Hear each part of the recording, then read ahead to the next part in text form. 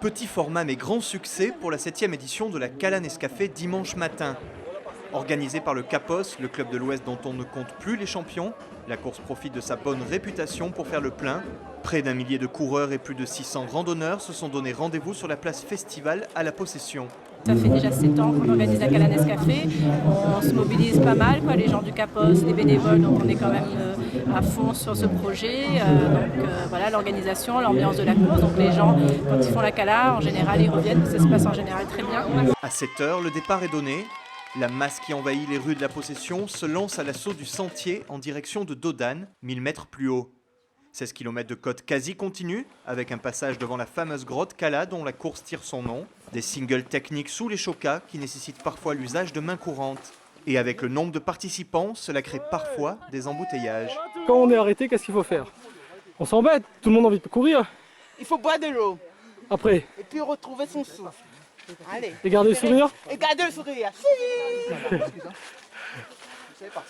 Après une courte attente, la récompense est là. Un magnifique panorama sur la côte ouest. Ça monte, c'est dur, mais c'est joli. Jusqu'à la fin de la course sur le stade de Dodane, encadré par les montagnes. Comme la course du Géranium, la Cala est une course de côte courte, presque un sprint. Pas étonnant alors d'y retrouver en tête les habitués de ce format.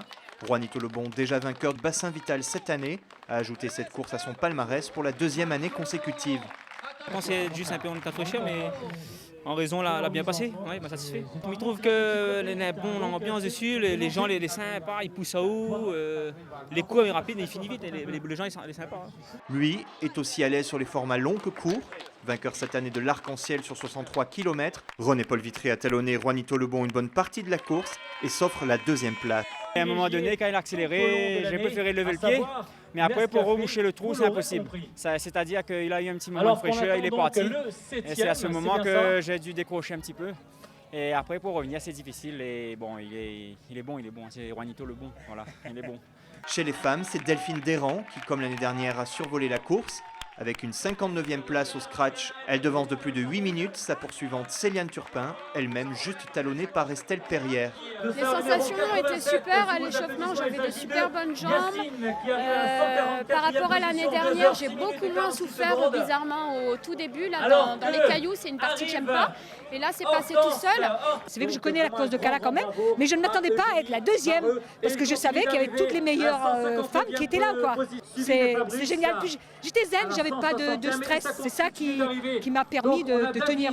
Comme on pouvait s'y attendre, cette 11e et dernière étape du Challenge Saint-Roland, seulement de coefficient 1 et remportée par des spécialistes du cours, n'a pas chamboulé le classement.